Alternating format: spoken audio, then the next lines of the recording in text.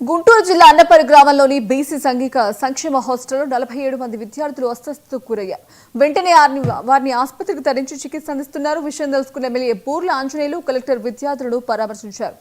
విద్యార్థుల పరిస్థితి నిలకడగానే ఉందని, ఎవరూ ఆందోళన చెందాల్సిన అవసరం లేదని ఎమ్మెల్యే చెప్పారు. బాధ్యులపై చర్యలు తీసుకుంటామన్నారు. అయితే ఫుడ్ పాయిజన్ వల్లే విద్యార్థులు అస్వస్థతకు గురైనట్లు అధికారులు నిర్ధారించారు.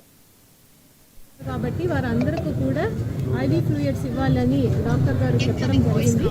దాని మేరకు మనకు పిహెచ్సిలో అదేవిధంగా ఇక్కడ ఒక టెంపరీగా ఒక మెడికల్ క్యాంప్ పెట్టి మనము ముందస్తుగా అందరు పిల్లలు చిన్న పిల్లలు కాబట్టి వారికి ఎటువంటి డిలే చేయకుండా మేమే డాక్టరు ఒక ప్రివెంటివ్ మెషర్గా అందరికీ కూడా ఐవీ ఫ్లూయిడ్స్ పెట్టాలి, సలైన్ పెడితే బాగుంటుందని చెప్పడం జరిగింది.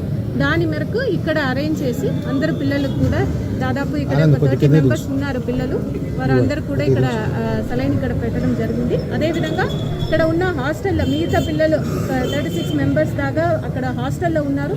వారందరూ కూడా బాగానే ఉన్నారు, ఎటువంటి ప్రాబ్లం వారికి అయితే ఏం లేదు.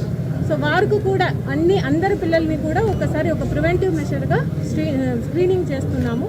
So all the students are stable, ఎటువంటి ఇష్యూస్ లేదు. ఈ సమస్య సో బీసీ వెల్ఫేర్ హాస్టల్లో నిన్నటి రోజున కొంత సాయంకాలం బెండకాయ తర్వాత అన్నము దీనికి సంబంధించినటువంటి ఫుడ్ తినడం వల్ల పిల్లలు చెప్తున్న దాన్ని బట్టి మేము బెండకాయ తినడం వల్ల మాకు కొంత అస్తవ్యస్తత వచ్చింది అన్నటువంటి చెప్పారు. కేవలం ఒక 18 మంది ఇబ్బంది పడ్డన్నమాట వాస్తవం. అయితే ఆ 18 మందికి ఇట్లా ఉంది అన్నటువంటి విషయము అక్కడ ఉన్నటువంటి వాచ్మెన్ మా స్థానిక నాయకులు శివరామకృష్ణయ్య గారికి, మండల పార్టీ ప్రెసిడెంట్ రాంబాబు గారికి తెలియజేస్తే వెంటనే నా దృష్టిలో పెట్టారు. అదేవిధంగా మన ఏబిఎన్ స్టాఫ్ రిపోర్టర్ స్థానిక మన సాంబశివరావు గారు కూడా ఫోన్ చేసి చెప్పిన వెంటనే నేను కలెక్టర్ గారు దృష్టిలో పెట్టాను. కలెక్టర్ గారు వెంటనే స్పాంటేనియస్గా స్పందించారు. ఎంఎన్హెచ్ఓ గారు వచ్చారు. 4 డాక్టర్లతో ఇమీడియట్గా యాక్షన్ తీసుకోవడం అనేటువంటి జరిగింది.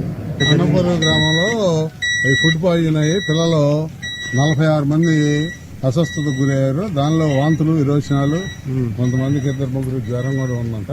మొత్తాన్ని ఇక్కడ తీసుకొచ్చారు. డిఎంహెచ్ఓ గారు వచ్చారు, ఆర్డీఓ గారు వచ్చారు, కలెక్టర్ గారు వచ్చారు.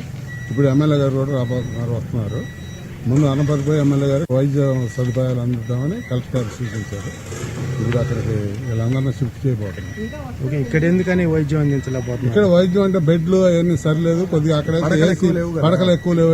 అక్కడైతే పడకలకి అరేంజ్మెంట్ చేస్తున్నారు.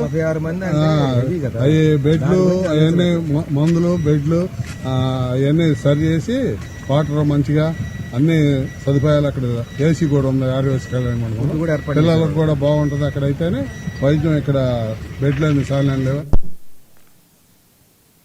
Right, keep updates. Keep